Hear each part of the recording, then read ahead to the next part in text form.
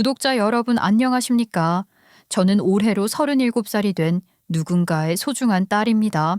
나이가 이만큼 먹었다 보니까 자연스럽게 결혼이라는 것에 대해 생각을 하게 되었고 고민이 들었습니다.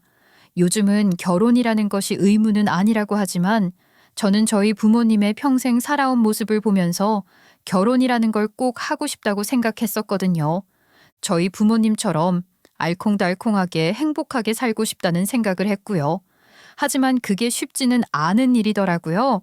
저에게 일어난 그날의 일을 끝까지 들어주시고 제 결정에 박수를 쳐주셨으면 좋겠습니다. 그럼 이야기를 시작해 보겠습니다. 어릴 때의 이야기를 추억하자면 사연을 듣고 계신 여러분들도 밑도 끝도 없이 썰들이 죽죽 나올 거라 생각합니다. 저 역시 그렇기 때문입니다. 동네에 골목대장이 아니었던 분이 어디 있겠어요? 친구들이랑 떼를 지어 어울려 다니면서 저마다 내가 대장이지, 아니 내가 대장이지 하면서 투닥투닥 하기도 하고 했을 겁니다. 저는요, 그 중에서도 조금 남다른 대장이었습니다. 정말 말도 못하게 장난을 치고 우리 엄마의 속을 뒤집어 놓는 말괄량이었거든요.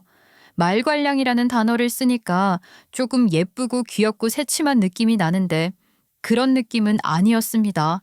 그냥 개구쟁이, 말괄량이 이런 단어로는 설명이 부족할 정도로 천방지축이었습니다.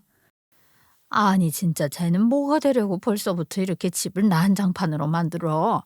너 네가 깨먹은 이 항아리가 얼마짜린 줄 알아? 돌아가신 네 할아버지가 무덤에서 벌떡 일어나겠다. 진짜? 아유, 우리 할아버지 나한테 맨날 사탕 주고 과자 주고 그랬는데? 나는 할아버지가 무덤에서 다시 돌아오는 거 찬성이야, 찬성. 저게 조상님 가슴에 대못을 박는 얘기를 아무렇지도 않게 하네. 이럴 때는 항아리 깨트려서 죄송합니다 해야지. 어디 할아버지가 무덤에서 벌떡 일어난다는 말에 천성이라고 씹으려? 아니, 할아버지가 나한테 엄청 잘해주고 나 예뻐해줬으니까 돌아오는 거 찬성이라고 한 거지. 할머니가 그런 말을 그렇게 했으면 안 됐지. 이제는 나를 가르치려드네. 애미야, 도대체 쟤는 누구 닮아서 저렇게 뺀질뺀질 천방지축 난리 부르쓰냐? 아유, 글쎄요 어머님. 저는 얌전한 편이었다고 하던데 아마 어머님께서 더 잘 알지 않으실까요? 주변 분들은 아범 판박이라고 하던데요. 아무리 우리 아범이 개구진 아이였다고 해도 저렇게 망나니급은 아니었어. 저거 차라리 사내대장부로 태어났으면 내가 걱정이나 없지. 기집애로 태어나가지고 저렇게 속만 썩이면 어쩌냐. 아이고 나중에 시집은 가겠어. 아이고 내 속이야. 천불이 나서 찬물을 마셔야겠다. 집에 어디 얼음 없냐? 할머니께서는 저만 보면 매번 정수리에 꿀밤을 먹이셨어요. 할머니는 장난인 척 웃으시며 꿀밤을 먹이셨지만 가운데 손가락을 뾰족하게 굽혀서 꿀밤을 먹이셨던 걸 보면 장난을 가장한 진심이라는 걸 알 수 있었죠. 어릴 때 저는 지나가는 자리마다 사고를 칠 정도로 사고뭉치였습니다. 여자로 태어나서 그림이나 그리고 친구들이랑 같이 소꿉놀이나 할 것이지. 저는 왜 그렇게 친구들이랑 위험한 장난을 치고 아슬아슬하게 노는 것을 좋아했었는지 모르겠습니다. 저는 아직도 후회가 남는 일들이 많습니다. 이제 와서 후회를 남겨봐야 저에게 도움이 되는 것이 단 하나도 없다는 것을 잘 알고 있지만 그래도 마음이라는 게 그렇더라고요. 반면에 제 남동생은 상당히 얌전한 아이였습니다. 저희 할머니께서는 또 그런 걸 가지고 속 터져 하셨어요. 남자아이니까 부딪히면서 또 조금씩은 겁도 상실해가면서 놀아야 나중에 배포도 크게 가지고 하는 법인데 어찌된 게 집에서 매일 얌전하게 색칠 공부나 하고 숫자만 들여다보고 있다면서 저랑 성격이 바뀌어야 한다고 답답해 하셨습니다. 우리 할머니 지금 생각해보면 손주들 때문에 화병이 나셨던 건 아닐지 모르겠어요. 아무튼 제 동생은 주변에서 귀찮게 하고 콕콕 찔러대도 별 반응하지 않고 본인이 하던 일에 집중을 하는 얌전한 아이였는데 이런 제 동생 한번 화를 내면 정말 집안 다 떠나가라 어마어마하게 화를 내는 놈이었습니다. 그래서 웬만해서는 남동생의 심기를 거스르지 않으려고 하는 부분도 있었어요. 깔짝깔짝 장난은 쳐도 진심으로 화가 나게 만들진 않았다는 거죠. 근데 그렇게 불같이 화를 내는 걸 어떻게 알았냐고요? 그 성격 또한 제가 발견하게 됐죠. 물론 자랑이 아닌 걸 알고는 있습니다. 제 남동생이 어울리지도 않게 정말 아끼던 토끼 인형이 하나 있었습니다. 맨날 그 토끼 인형의 귀를 잡고 자길래 하루는 그 토끼 인형으로 장난을 치고 싶더라고요. 가위를 들고 와서 그 토끼 인형의 귀를 잘라버리겠다고 놀려대며 장난을 치다가 동생이랑 인형을 빼앗고 빼앗기는 싸움이 일어났고 흥분을 해버린 제가 귀를 싹둑 가위로 잘라버리는 사고를 치고 말았던 거죠.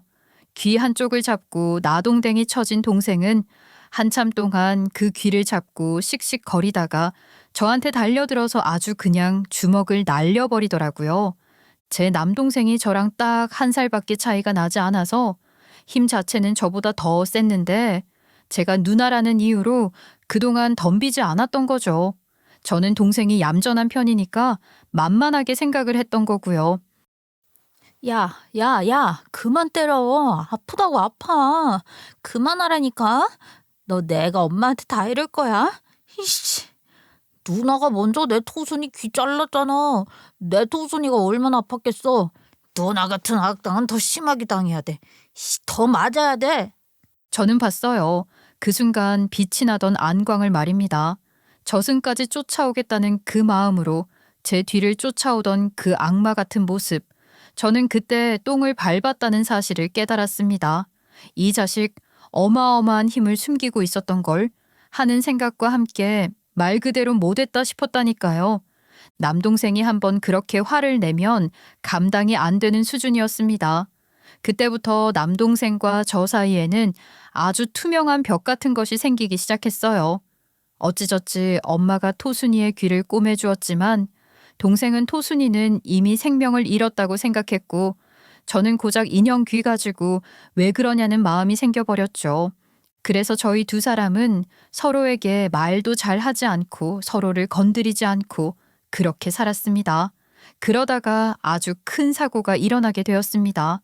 저는 아직도 그날의 일을 떠올리는 게 가슴 아프고 먹먹하고 뭐라 드릴 말씀이 없네요. 그때는 제가 초등학교 4학년 때였습니다. 엄마랑 같이 시장에 다녀오는 길이었어요. 엄마는 시장 구경하는 것을 좋아하셨습니다.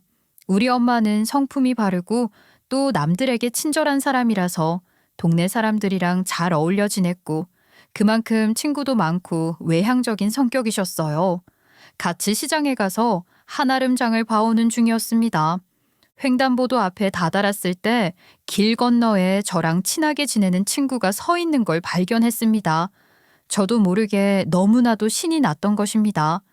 횡단보도 신호등을 보니 파란불이 깜빡깜빡거리고 있었습니다. 파란불에서 빨간불로 바뀌려던 순간 저는 이 정도면 건널 수 있겠는데? 하는 생각이 들었습니다. 그래서 냅다 튀어 달려갔어요.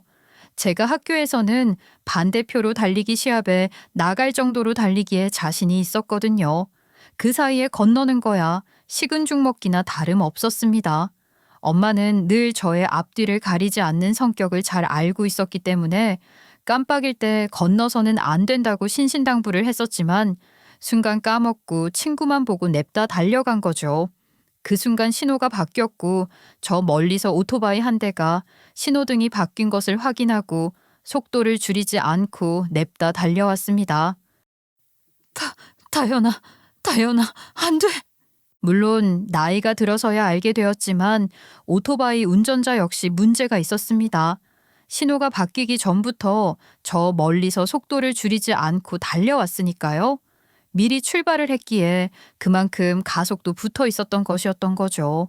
오토바이 운전자들 중에 운전을 위험하게 하는 사람들이 많이 있잖아요. 그 오토바이 역시 안일하게 사람이 건너지 않을 거라고 생각을 했겠죠. 저라는 망나니가 튀어나갈 줄 누가 상상이나 했겠습니까? 엄마는 오토바이가 달려온다는 것을 확인했고 속도와 거리상 제가 치일 수밖에 없다고 생각하셨을 거예요. 우리 엄마는 정말 슈퍼우먼처럼 날아와서 저를 밀쳤습니다. 이게 바로 엄마의 힘일까요? 저는 자식이 생긴다고 그런 선택을 할 수 있을지 모르겠습니다. 본능이 주저할 것 같아요. 아무튼 엄마는 저를 밀치고 저를 대신해서 오토바이와 사고가 나고 말았습니다. 하필이면 엄마의 다리를 오토바이가 그냥 치고 날아가는 바람에 엄마의 다리는 뼈가 드러날 정도로 심한 상처를 입게 됐습니다. 저는 그 현장을 제 눈으로 직접 목격을 했어요. 얼마나 현장이 난장판이었는지 사람들은 너도 나도 소리를 질렀습니다.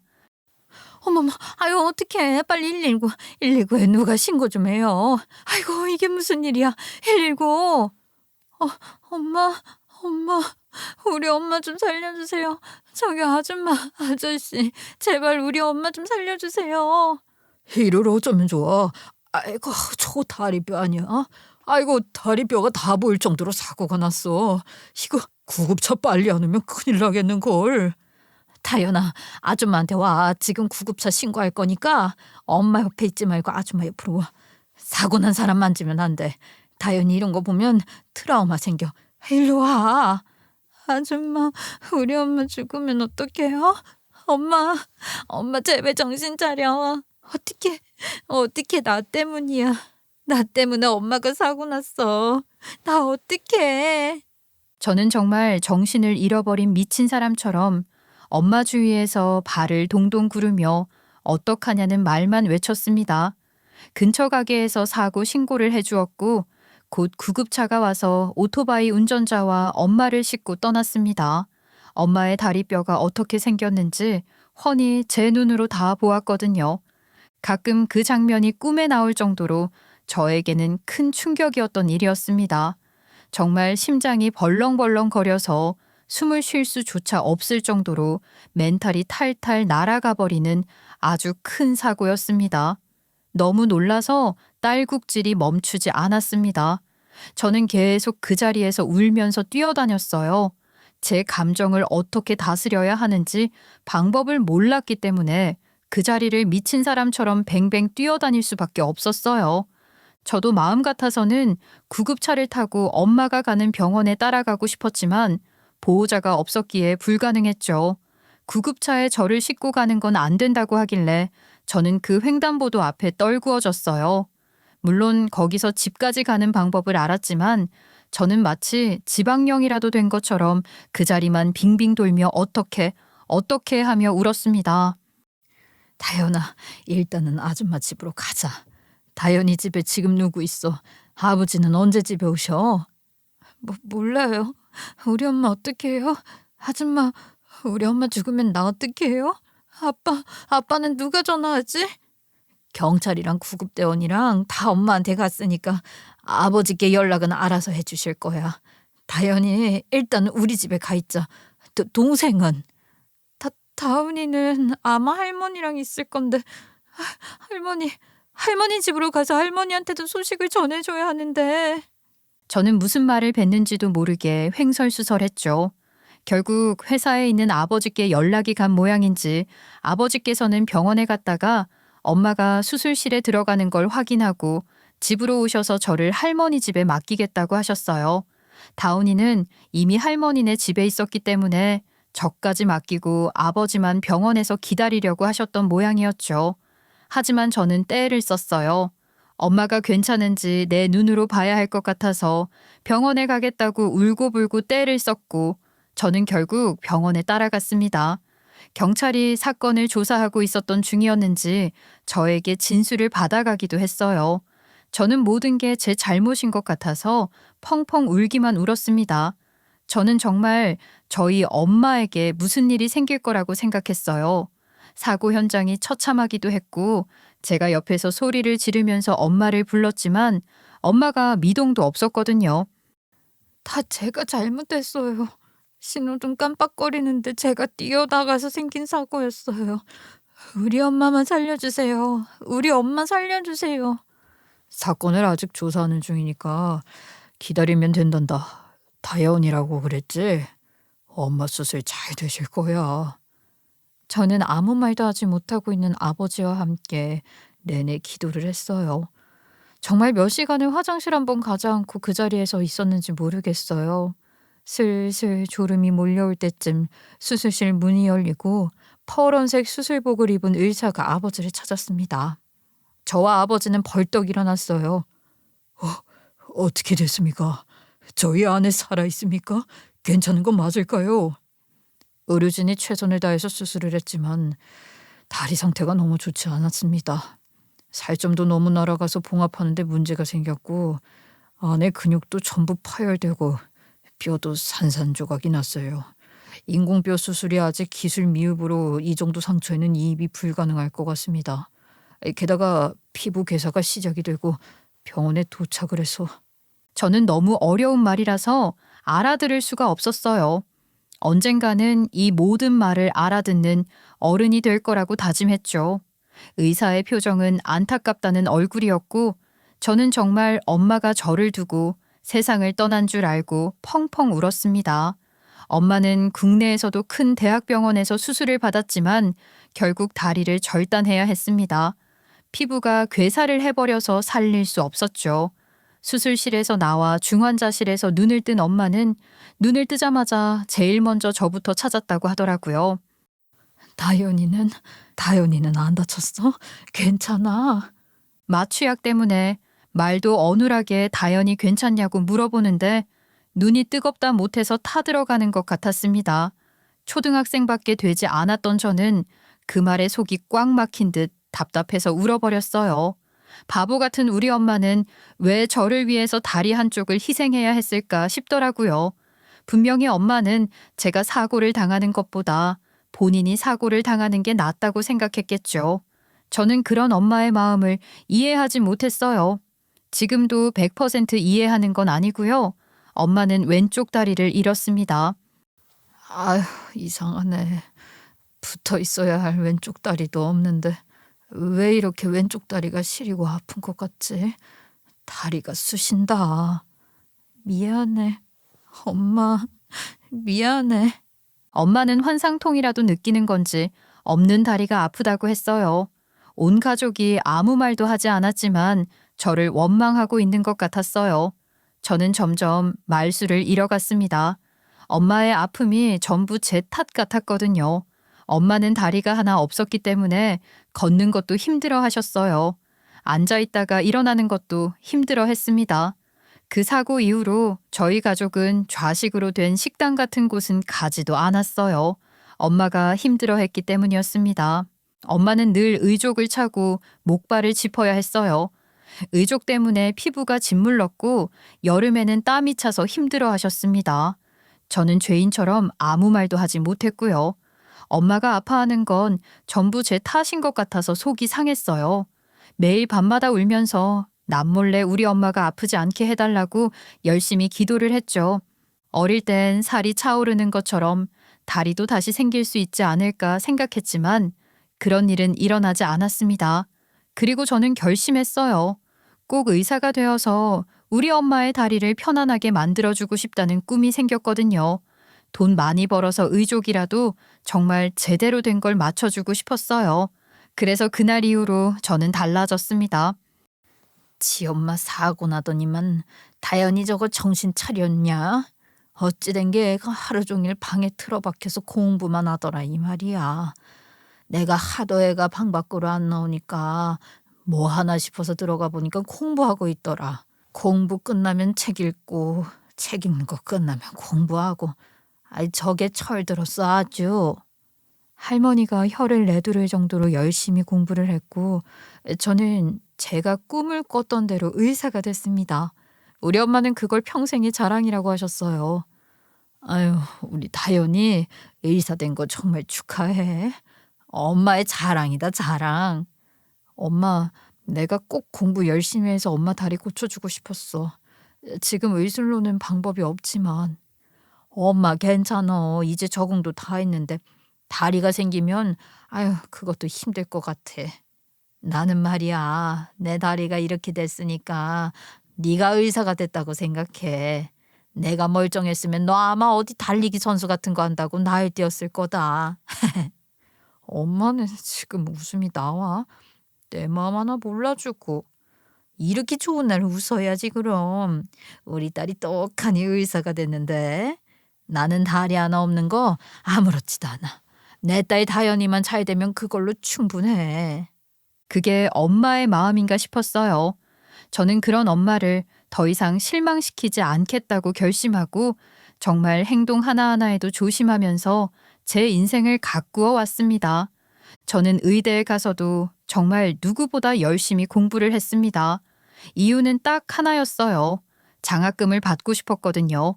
장학금을 받아서 누구보다 자랑스러운 딸이 되고 싶었어요. 물론 장학금을 받지 않아도 혼자의 힘으로 공부해서 의대에 간 저를 가족 중에 그 누구도 자랑스러워하지 않는 사람이 없었지만 그래도 장학금까지 받아서 마침표를 찍고 싶었습니다. 엄마는 장학금 같은 거 안 바란다니까. 아유, 좀 쉬어가면서 공부해. 애가 코피까지 쏟으면서 공부할 일이야. 잠도 좀 자고. 얘 너 눈밑이 아주 퀭하다. 이왕 의대까지 갔는데 날고 기는 애들 앞에서 나도 주름 좀 잡아보자. 장학금 받아서 수석 자리 딱 꿰차고 그러면 좋잖아. 엄마 다리 때문에 죄책감 그만 가져도 돼. 충분히 잘하고 있어. 엄마는 이제 다리가 없는 것이 더 익숙하다니까. 아이, 진짜야. 엄마는 그렇게 말을 하며 아무렇지 않다 하셨지만 엄마는 사고 이후에 그 좋아하던 목욕탕도 가지 못했고 친구들이랑 등산도 가지 못했고 여름에 반바지도 입지 못하셨어요.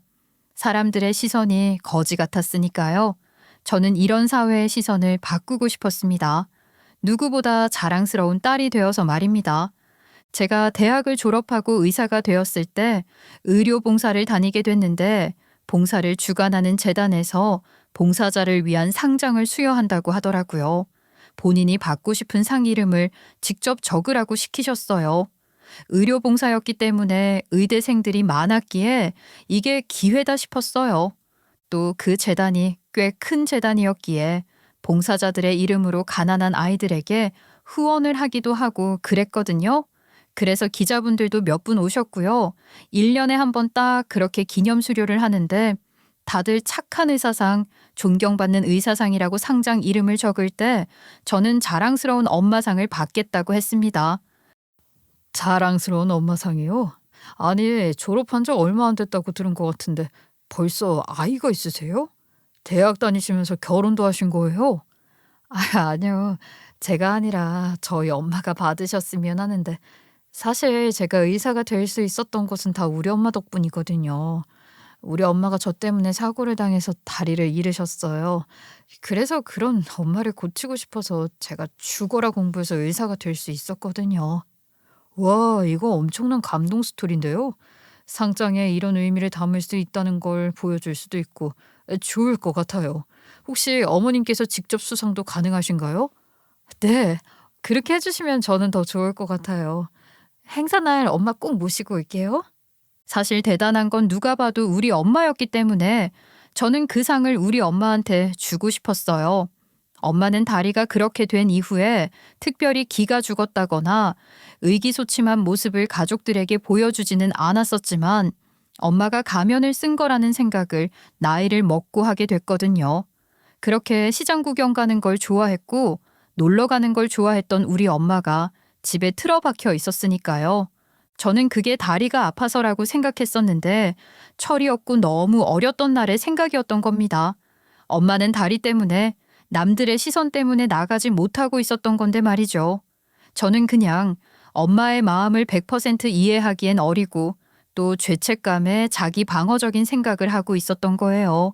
재단 측에 이런 제안을 하고 엄마가 직접 수상을 할 수 있는 기회를 부탁드린 건 정말 잘한 일이라고 생각했습니다. 재단에서도 정말 의미 있는 상이 될 거라고 했죠. 사실 그 상 받는 것 자체가 형식적인 일이고 다들 깊게 생각하지 않는 종이 한 장일 뿐이었거든요. 하지만 제 사연으로 인해서 이런 상장이 특별한 의미를 담을 수 있는 것이라는 걸 보여줄 수 있게 되었으니 재단 측에서도 거절을 할 이유가 전혀 없었을 겁니다. 아니, 그 재단에서 받는 그 상장은 의미 없는 거 아니냐?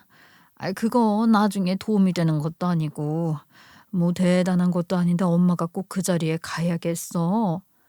나온 김에 콧바람도 쐬고 그러는 거지. 엄마도 바깥 나들이 안 한 지 오래됐잖아. 응? 나랑 같이 재단 행사 가자. 딸 상 받을 때 사진도 찍어줘야지. 아이 무슨 대통령이 준 상도 아닌데. 엄마 다리 때문에 가기 좀 그런데 거기 의사들도 많고 네 동기들도 있다며. 아이 뭐 어떻다고 그래. 친구들한테 우리 엄마 대단한 사람이라고 자랑도 하고 그러면 좋은 거지. 엄마 나 엄마 다리 아무렇지도 않거든. 나 구하려다가 그렇게 된 건데. 아이 누가 그걸로 흉을 봐. 뭐 흉을 본다는 게 아니라. 아유 알았어. 엄마 그날 그럼 예쁘게 꾸미고 가야겠네. 우리 딸 어디 가서 기 죽으면 안 되니까.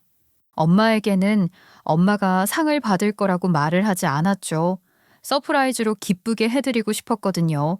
괜히 사람들 사이에서 다연이네 엄마 다리가 없던데 하는 말이 나올까봐 오기 싫다고 하셨다가 제가 조르고 조르니 마음을 바꾸셨죠.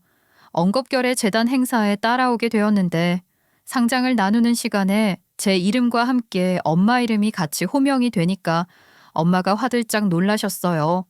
저는 엄마의 손을 잡고 같이 단상위에 올라갔죠. 엄마는 그때까지도 어리둥절함을 감추지 못하셨어요. 자랑스러운 엄마상을 수상하시게 된 박호선 여사님께 박수 부탁드립니다. 수상 소감 한마디 해주시죠. 아이고 이렇게 명성이 자자하신 분들이 있는 앞에서 제가 무슨 소감을. 따님을 구하기 위해 다리 따위는 생각을 하지 않으셨던 그 희생정신을 여기 있는 모든 봉사자분들이 아셨으면 좋겠습니다. 그게 바로 엄마의 마음 아니겠습니까? 아이고 괜히 눈물이 나올 것 같네요. 그저 모성애가 시킨 일이었는데 자랑스러운 엄마상을 받게 되어 기쁩니다. 제가 우리 딸에게 자랑스러움이 될 거라고는 생각 못했어요. 늘 제 자랑은 우리 딸이었거든요. 서로를 자랑스럽게 생각하고 있었다니 감동입니다. 여러분 감사합니다. 엄마는 우셨어요.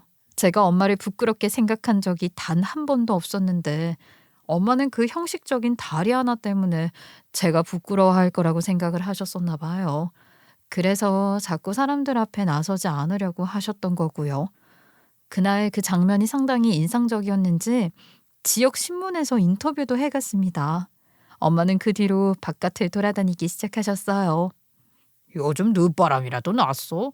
아이 하루 종일 집에만 있던 사람이 꽃구경도 간다고 그러고 웬일이래?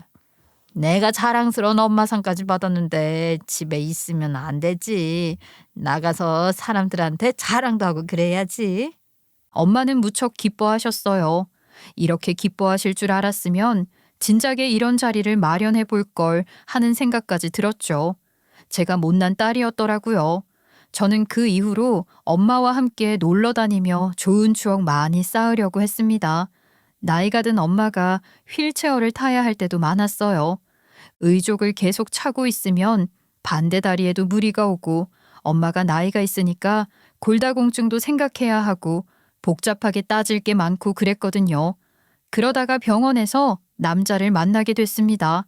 남자는 저와 같은 의사였고 4살이 많았으며 집안의 기대를 한 몸으로 받는 외동아들이었어요. 제가 본격적으로 이야기할 예비 신랑입니다. 우리는 연애를 했어요. 생각보다 꽤 오래 한 편이었죠. 의사가 워낙 바빠야죠. 데이트할 시간도 부족하고 병원에서 만나도 서로 좀비 같았거든요. 그러다가 문득 그런 생각이 들었어요. 내가 곰곰이 생각을 해봤는데 우리 이렇게 만나지도 못하고 병원에서 잠깐 얼굴 보는 게 전부라면 차라리 결혼을 해서 같이 사는 건 어떨까? 그것도 나쁘지 않지. 시간이 늦긴 해도 언젠가는 퇴근은 하니까. 그럼 우리 결혼할래? 저는 그때 본가에서 출퇴근을 할 때였는데 예비 신랑은 병원 앞에서 자취를 하고 있었어요. 예비 신랑네는 집도 부자라고 하더라고요. 사람의 행색이나 매너를 봤을 때 느끼고 있었던 부분이기도 했지만요. 예비 신랑은 전형적인 대치동 키즈였습니다. 어릴 때부터 정말 열심히 엘리트 코스를 밟아서 의사가 된 그런 사람 있잖아요. 예비 신랑이 딱 그런 사람이었어요. 그래서 본인은 재미없는 인생을 살았다고 말을 하더라고요. 그래서 그런지 예비 신랑은 성적이 좋아서 인기 있는 과에 들어갔습니다. 남들 다 하고 싶어하는 성형외과로 말입니다. 저는 예비 신랑이랑 말이 떨어지기 무섭게 결혼 준비를 시작하게 되었습니다. 사실 준비할 것이 그렇게 많은 건 아니라는 생각이 들었습니다. 예비 신랑이 병원 앞에서 자취를 하고 있었는데 작은 3룸 아파트였기 때문에 신혼생활을 하는데 문제가 없을 것 같았어요. 아니죠. 문제가 없는 수준이 아니라 집 톡톡히 해오는 거나 다름이 없었죠. 거기다가 이미 살고 있었기에 생필품이라든지 혼수 같은 것도 전부 들어가 있었기에 저는 말 그대로 정말 몸만 들어가면 되는 수준이었습니다. 침대만 큰 걸로 바꾸면 될 것 같았어요. 저 땡 잡은 거 맞나요? 아무튼 그렇게 결혼을 준비하기 시작한 게 제 나이 35살의 일이었습니다. 나이가 있는 만큼 속전속결로 준비하자는 생각에 양가에도 인사를 드렸습니다. 그럼 결혼 준비하는데 필요한 것들은 어떻게 준비하려고 그러니? 너희 일도 뺄 수 없고 시간도 안 맞아서 원. 둘 다 일 사니까 이게 조율하기가 힘드네. 그래서 말인데 엄마가 좀 나서서 준비해 주실 수 있을까요? 우리 엄마가 또 보는 안목 하나는 기가 막히잖아. 그럴까? 엄마가 요즘 친구들 자식들 결혼식 갈 때마다 신기한 게 많아서 내 아들 결혼식에는 해보고 싶은 게 꽤 많았었는데 내가 나서서 준비해도 괜찮지? 그래 주시면 감사하죠. 어머님 너무 수고스럽진 않으실까요? 하나뿐인 우리 아들 결혼하는데 그 정도는 할 수 있지. 그럼 나한테 맡기는 걸로 하자. 예비 시어머니께서 쿨하게 준비도 해주신다고 하니 더 걱정할 게 없었죠. 그리고 양가 상견례를 진행했는데 예비 신랑이 잡은 식당이 계단이 엄청 많은 한옥 스타일의 한정식 집이었어요. 저희 엄마가 불편한 다리로 힘겹게 오셨는데 그걸 보고 예비 시아버지께서 걱정스럽게 이야기를 하셨죠. 아이고, 다리가 불편하신데 이렇게 계단이 많은 곳인 줄 몰랐습니다. 죄송합니다. 저희 아들이 더 신경을 썼어야 했는데. 아닙니다. 간만에 운동도 하고 좋았네요. 운동이요? 아니 근데 조금 걱정이 됩니다. 딸은 엄마 인생 따라간다고 하잖아요. 그런데 그 말이 순간 찬물을 끼얹더라고요. 쎄한 정적이 흘렀죠. 하지만 저희 엄마가 유쾌하게 넘어가셨어요. 그러게요. 저희 다연이한테도 매번 꼭 너 같은 말갈량이를 낳아서 고생해봐야 한다 하고 말했었거든요. 그래도 이렇게 번듯한 의사가 되어서 얼마나 기쁜지요. 다들 둥글게 웃으면서 넘어갔습니다. 하지만 상견례가 진행되면서 문제가 조금씩 드러났죠. 예비 시댁과는 집안 차이가 좀 있었거든요. 우리 아버지는 평범한 회사원이셨고 은퇴를 앞두고 있었어요. 우리 엄마는 다리가 불편한 주부였고요. 하지만 예비 시아버지는 변호사로 일을 하셨거든요. 예비 시댁이 전부 법조계에서 일을 했는데 우리 예비 신랑은 사람을 살리는 일을 하고 싶다고 의대에 들어온 거라 했었어요. 그래놓고 성형외과를 선택한 게 좀 의문이긴 하지만요. 그래서 저도 이번에 은퇴를 하게 됐습니다. 지금은 회사나 재단법인 같은 곳에 명예 변호사 자리 같은 거 알아보고 있고요. 추천받은 곳도 있고 가고 싶은 곳도 있어서 고르는 중이죠. 그런 이야기를 하시니까 더 격이 벌어지는 느낌이었어요. 양가 상견례 이후 예비 시어머니께서는 결혼식 준비를 하셨고 저희에게 틈틈이 알려주셨어요. 근데 비싸도 너무 비싸더라고요. 드레스는 해외 수입 드레스로 골랐어. 웨딩 촬영용 드레스 포함해서 1,000만 원 정도고 식장 비용은 꽃 추가를 얼마나 할 건지에 따라 다른데 기본으로는 1억 정도 들 것 같아. 네? 그렇게나 비싸요? 어머님, 그 정도까지는 준비하기 힘들 것 같아요. 조금 부담스러운 가격이라서요. 어머, 우리 손님들이 어마어마해. 특히 우리 애 아빠가 보통 사람이니? 당연히 이 정도는 해야지. 예비 시어머니께서는 박박 우기셨죠. 저희 집은 빚내서 저를 결혼시켜야 할 판이었어요. 결국 의견이 좁혀지지 않고 제가 스트레스를 받아 하자 예비 신랑이 저에게 통장을 하나 내밀더라고요. 본인이 모은 돈이었어요. 예비 신랑이 모은 돈을 제 돈인 척 결혼식 비용에 쓰자는 뜻이었어요. 저는 예비 신랑에게 진심으로 고마웠습니다. 그렇게 예비 시어머니의 취향대로 꾸며진 결혼식을 올리게 되었어요.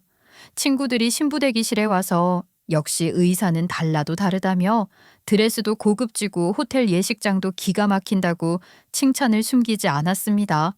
기분은 좋더라고요. 공주님이 된 것 같아서요. 그런데 그 순간 웨딩홀 직원이 저에게 난감한 얼굴을 하고 다가와서는 말을 전하더라고요. 저기 신부님, 그 신부 측 혼주석 자리가 하나 없는데요? 좀 이상해요. 네? 혼주석 자리가 2개여야지 왜 하나예요? 그러니까요. 식장 입구에서 신부 측 혼주분이 2분인 거 확인했는데 의자가 하나밖에 없더라고요. 신부님께서 확인해 보셔야 할 것 같아요. 이상하더라고요. 그래서 다른 직원에게 알아봐 달라고 부탁을 드렸더니만 예비시댁 측에서 저희 측 혼주석 한 자리를 빼달라고 부탁을 했다는 말을 하는 겁니다. 저는 그 말에 너무 놀라서 드레스를 입고 신부 대기실을 지켜야 한다는 사실도 까먹은 채 식장으로 다가갔어요. 입구 근처에서 양가 어르신들이 전부 손님들께 인사를 하고 있길래 조금 옆으로 비껴서서 예비 시어머니께 잠시 이야기를 좀 나누자고 말씀을 드렸죠. 너는 신부 대기실에 있어야 할 애가 여기서 뭐 하는 거야? 나도 인사드리느라 바빠 죽겠는데 무슨 일이니? 어머님, 제가 황당한 이야기를 들어서요. 저희 측 혼주석 하나를 빼달라고 하셨다던데 그거 어머님이 부탁하신 거예요? 그걸 또 어떻게 알았니? 그래, 내가 그렇게 부탁했다. 왜, 문제 있어? 아니, 저희 어머니 아버지 2분이신데 그럼 한 분은 뭐 서 있어요? 혼주석을 왜 빼요? 안 싸돈 말이야. 지금 여의족 때문에 서서 인사도 하시고 하지만 앉는 건 무리 아니니? 앉을 때 다리 하나 없는 거 티나지 않겠어? 그냥 뒤에 서서 구경하시라고 해. 쪽팔리게 다리 하나 없는 거 이 많은 손님들 앞에서 티를 낼 필요는 없잖니. 우리도 체면이라는 게 있는데. 어머님, 뭐라고 하신 거예요? 이건 아니죠. 그것도 당일에. 모욕적인 언사라 생각합니다. 제가 부들부들 떨면서 이야기를 하니까 예비 시어머니께서 귀 한번 후벼 파더니 네가 어쩔 거냐는 표정으로 휙 뒤돌아 인사를 나누러 가시더라고요. 저는 드레스를 움켜잡고 성큼성큼 그 앞으로 다가갔습니다. 신부가 씩씩거리면서 오니까 그 앞에 인사를 나누던 손님들도 당연히 한 번씩 저를 쳐다봤죠. 어머님, 당장 우리 엄마 자리 돌려놓으세요. 어머님이 직접요. 얘가 정말 배운 거 없이 왜 이래? 이런 날 얌전히 있어야 한다는 건 몰라? 가정교육을 어떻게 받은 거야 정말? 아니, 무슨 일인데 그래? 왜, 뭐 문제 있어? 내 자리를 돌려놓으라니. 아니, 혼주석에 엄마 자리를 빼버렸다고 하시잖아. 우리 엄마 자리를 왜 빼먹냐고요? 얘가 쪽팔리게 왜 이러는 거야 진짜.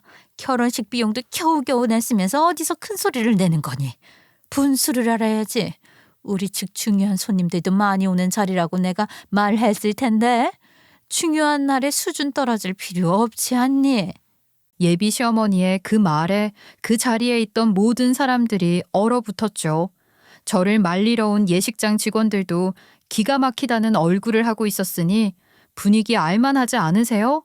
다들 벙쪄서 무슨 말을 해야 할지 마땅한 말도 찾지 못했죠.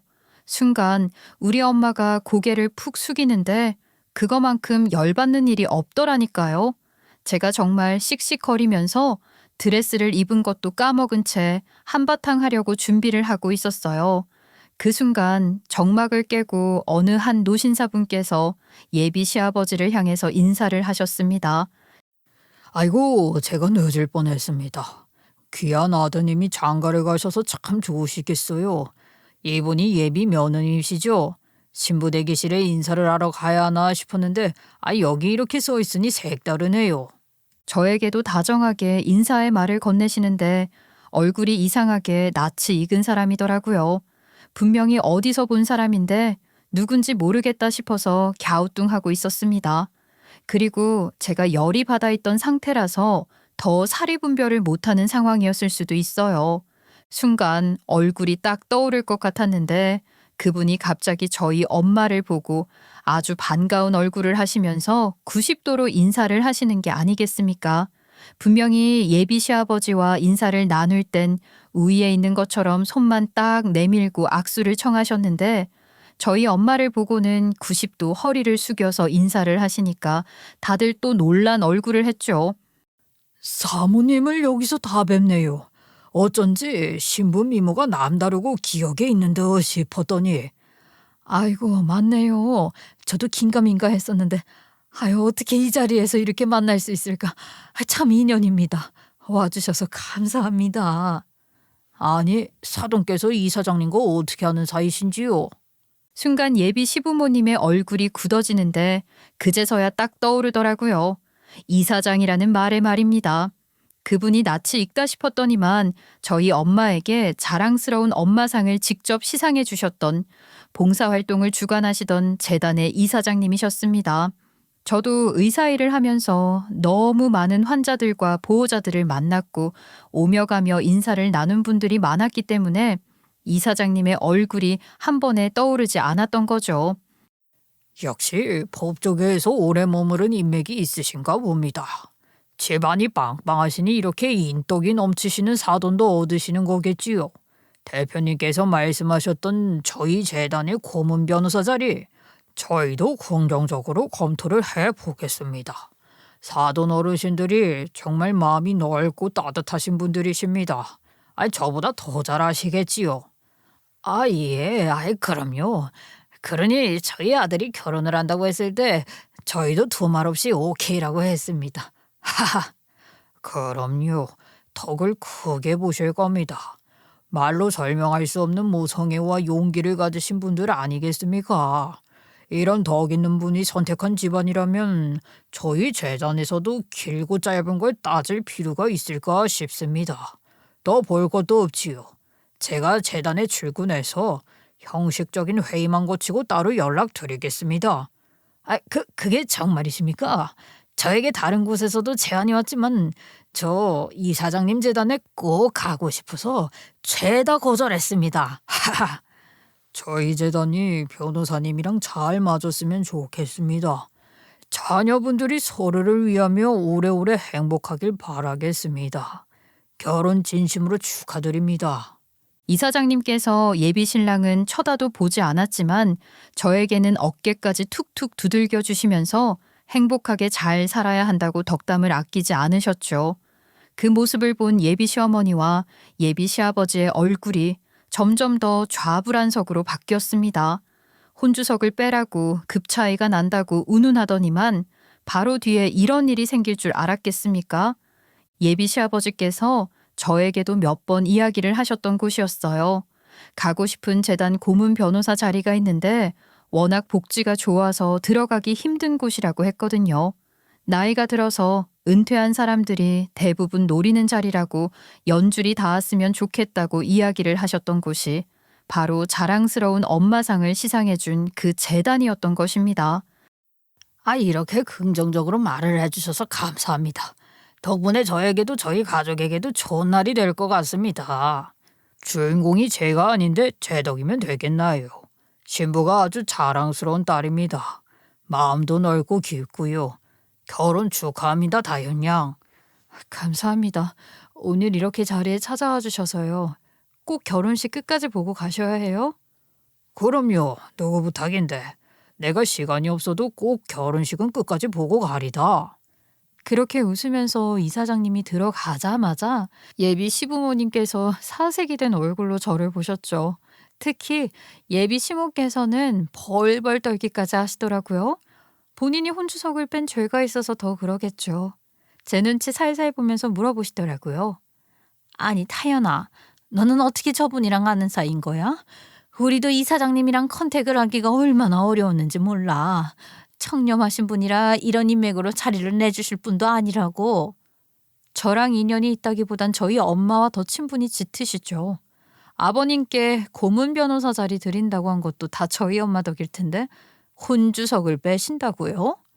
아니 얘 그게 아니라 우리가 잘못 생각했다.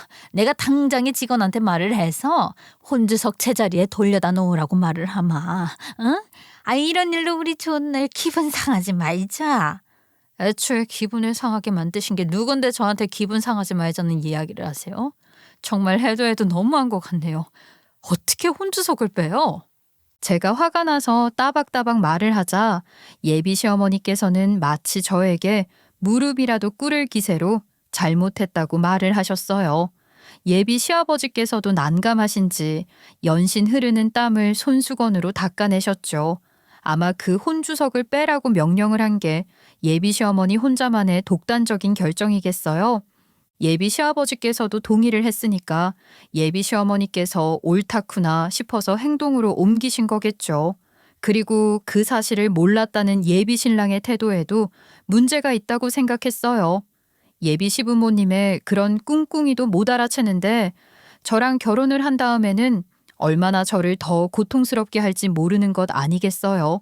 예비 시어머니께서는 제가 표정을 풀지 않자 저한테 미안하다고 자리 당장 돌려놓는다고 싹싹 비셨어요.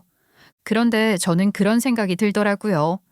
이사장님께서 대놓고 저희 집안같이 성품이 좋은 집안이랑 결혼식을 올리니까 사돈인 예비 시부모님의 인성은 더 볼 것도 없지 않겠냐고 긍정적으로 검토하시겠다고 말을 하셨잖아요.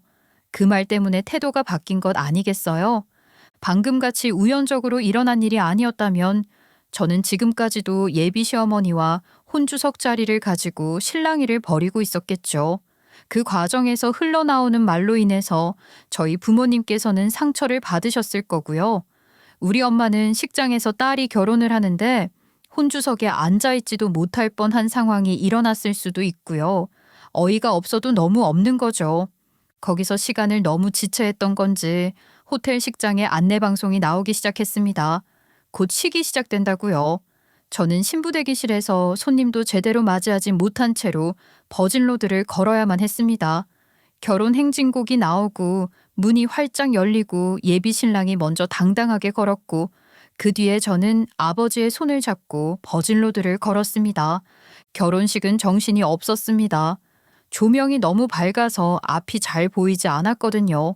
그 와중에 분주하게 사진을 찍는 사람들도 귀찮았고요. 싱글벙글 웃고 있는 예비 신랑도 꼴불견이었습니다. 저는 마음에 여러 가지 갈래길이 갈라져 놓여 있었어요. 이 결혼식을 올리고 나서도 제가 과연 행복할 수 있을까 하는 그런 생각이요. 늦었다고 생각했을 때가 늦은 법이라는 요즘 말보다 늦었다고 생각했을 때가 제일 빠른 법이라는 옛말이 더 와닿았습니다. 신부 김다연 양은 신랑 이정범 군과 검은 머리 바불이 될 때까지 평생을 함께 살 것을 약속하시겠습니까? 평생을 같이 살진 못할 것 같아요. 아니요, 저 결혼 안 할래요. 제가 마치 선언이라도 하듯이 결혼을 하지 않겠다고 외치자 장내는 금방 술렁이기 시작했습니다. 당연히 네라는 대답이 나올 줄 알았을 텐데 입을 떡 벌리는 주례사분과 저를 황당하다는 얼굴로 바라보는 예비 신랑까지 그 와중에 예비 시어머니 이마를 짚은 채 쓰러지는 신용을 하시더라고요. 저는 그 꼴을 전부 눈에 담고 당당하게 외쳤습니다. 아니라고요. 결혼 안 하겠다고요. 벙쪄서 다음 단계로 넘어가지 못하고 있는 주례사님의 마이크를 빼앗아서는 큰 소리로 장내에 외쳤습니다. 저 결혼 안 한다고요. 안 할 거예요. 이렇게 결혼하고 나면 100% 후회할 것 같아요. 자기네 집안에서 무슨 일이 일어나는지도 모르는 눈치 없는 남편에 우리 집 무시만 할 줄 알았지. 존중은 하나도 할 줄 모르는 시댁이랑 애초에 연을 맺지 않는 게 답이라는 사실 지금 깨달았어요. 저 결혼 안 할 겁니다. 너 지금 이 결혼식장에서 뭐 하는 거야? 내가 얼마나 공들여서 준비한 결혼식인데. 그래서 우리 엄마 다리 한쪽 없는 게 쪽팔리다고 혼주석을 빼려고 했어요? 제가 그렇게 큰 소리로 포효하듯이 말을 하는 순간 식장은 찬물을 퍼부은 것처럼 조용해졌습니다. 당연하겠죠. 누가 감히 상상이나 했겠습니까? 다리 한쪽 없는 사돈이 쪽팔리다고 혼주석의 자리를 뺐다는 건 정말 영화나 드라마에 나오는 악당도 상상하지 못할 일 아니겠어요? 예비 시부모님의 얼굴이 시퍼렇게 질리며 주변 눈치를 보기 시작하시더라고요. 저요, 우리 엄마가 누구보다 자랑스럽거든요. 우리 엄마 다리 다친 거 저 때문이라고요. 저 구하려다가 프랙처 수술을 받아야 할 정도로 심하게 다리를 다친 거라고요. 피부가 괴사가 되면서 어쩔 수 없이 자리를 절단하게 된 거고요. 그래서 의족을 끼게 된 거예요. 그래요. 여기 오신 손님들 중에 알만한 사람은 다 알아요. 오토바이에 치일 뻔한 그런 저를 구하려다가 우리 엄마가 다리를 잃었다는 사실을요. 그만해. 뭐 하는 짓이야. 내가 왜 그만해야 하는데? 난 너랑 결혼 안 한다고. 우리 엄마 다리 불편한 거 뻔히 알면서 계단 수십 개나 있는 한정식 집으로 상견례 장소 예약했을 때 알아봤어야 했어. 배려 없는 자식. 우리 엄마요. 딸 결혼시킨다고 다리 불편한 티 안 낸다고 결혼식장 앞에서 2시간 동안 서서 인사했어요. 왜냐고요? 저 앞에 앉은 시부모라는 사람들이 그렇게 하라고 시켰으니까요. 힘들다고 하면 딸 자식한테 폐를 끼칠까 봐. 평생 두고두고 말라와서 시집살이 당할까 봐. 우리 엄마 다리 아파 힘든 와중에도 의족차고 인사했다고요. 당연히 인사를 해야 하는 일을 가지고 뭐가 유세라고 그렇게 떠들어. 너 당장 내려오지 못해? 못해. 안 내려가. 할 말 다 하고 할 거야. 어차피 오늘 이후로 볼 인간들도 아닌데 너희가 그렇게 중요시하게 생각하는 명예에 아주 똥먹칠이나 당해. 우리 엄마가 그렇게 2시간 내내 인사했는데 감히 우리 엄마 혼주석 자리를 빼앗아? 앉으면 의족한 거 티나지 않겠냐고? 우리 엄마가 쪽팔리다고? 너희 같은 인성을 가진 연놈들보다 100배는 명예로운 분이셔. 야야, 지금 누가 누구 얼굴에 먹칠을 하는 거야 진짜. 내가 없는 말을 지어낸 것도 아니고 지금 우리 얼굴에 똥칠을 하려고? 이미 똥인데 무슨 똥칠을 더 해. 똥 냄새 나니까 내 인생에서 꺼져. 애초에 야야 거리는 것도 마음에 안 들었어. 며느리한테 야라고 부르는 것부터가 인상 박살난 거 아니야? 내가 예비 시아버지라는 사람이 가고 싶어하는 재단 이사장님이랑 인사하니까 그제서야 싹싹 빌면서 혼주석 돌려놓더라고요. 여러분, 이게 말이나 되는 소리입니까? 제가요, 이런 집안이랑 결혼을 해야겠어요? 전 못해요. 가족이라고 부르고 싶지도 않고요. 그 말이 끝나니까 제 눈에서 눈물이 또르르 떨어지더라고요. 저희 부모님의 얼굴을 봤더니 우리 엄마도 울기 시작했어요. 엄마가 어찌나 서럽게 울던지 저도 얼굴을 일그러뜨리며 애처럼 울었죠. 제 남동생은 저에게 엄지를 척 올려서 보여주더라고요. 자식, 그래도 가지는 개편이라고 제 편을 들어주긴 하더라고요. 엄마가 왜 울어? 엄마가 내 결혼식 망친 거 절대 아니야. 내가 내 인생을 스스로 구원한 거야. 난 엄마 팔자 따라가고 싶어. 그래서 자랑스러운 딸 낳고 든든한 남편이랑 평생 살 거야. 이런 쭉정이 같은 새끼 말고. 그렇게 말을 하자 동생놈 지는 왜 없냐며 서운한 얼굴 하대요. 그 순간 우리 아버지께서 제 앞으로 뚜벅뚜벅 걸어오셨습니다. 그리고 저에게 손을 내미셨어요. 저는 활짝 웃으며 그 손을 잡고 내려왔습니다. 울다가 웃으면 털 난다던데 그때는 그런 거 신경 쓸 여력이 있겠나요? 제가 한 발 한 발 무거운 드레스를 입고 걸어 내려오는데 예비 신랑이 제 뒤통수에 대고 영화 한 편 찍더라고요. 지금 그렇게 돌아서서 나가면 우리 사이는 진짜 끝이야. 지금 너는 나를 버리는 거라고. 그것도 결혼식 날에. 야, 버리는 건 맞아. 이 병신아, 그걸 아직도 모르냐? 아니, 그 머리로 어떻게 의사가 됐는지 몰라. 맞다. 마지막이니까 솔직하게 말할게. 너 사람 살리겠다고 의사 됐다고 해놓고 성형외과 의사인 거부터 마음에 안 들었어. 솔직하게 돈 쫓아간다고 말도 못 해놓고서 무슨? 그 말에 전곡이라도 찔린 건지 예비 신랑의 얼굴이 벌겋게 달아오르더라고요. 진짜로 우리 여기서 끝인 거지? 이대로 나가면 너 병원은 어떻게 다니려고 그래? 동료들은 쪽팔려서 어떻게 보려고 그러냐고. 너는 아직도 남의 시선이 최우선이구나.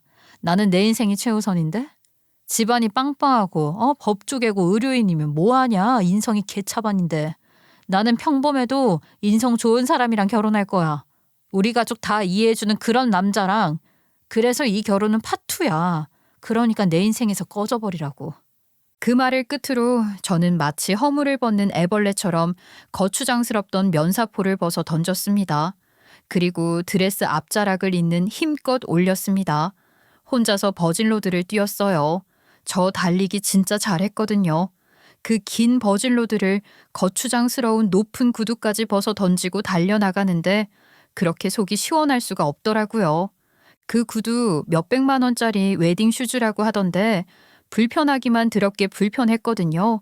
저는 마지막 남은 모든 것을 던지고 버진로드를 뛰면서 엄마와 아버지께 가자고 소리를 쳤고 제가 가운데를 가로질러 뛰자 하객들은 전부 저를 향해 박수를 쳐주었습니다. 근데 글쎄 그 뒤를 예비 시어머니께서 쫓아오셨더라고요. 너 우리가 그냥 넘어갈 줄 알아? 우리 집안 법조계 집안이야. 너 명예훼손으로 고소할 거야. 어떻게 이런 쪽팔림을 줄 생각을 해. 너는 의사로서의 생명 끝난 줄 알아라. 우리 집안 연줄 안 닿는 쪽 없다. 아주 후회를 해봐야 정신을 차리지.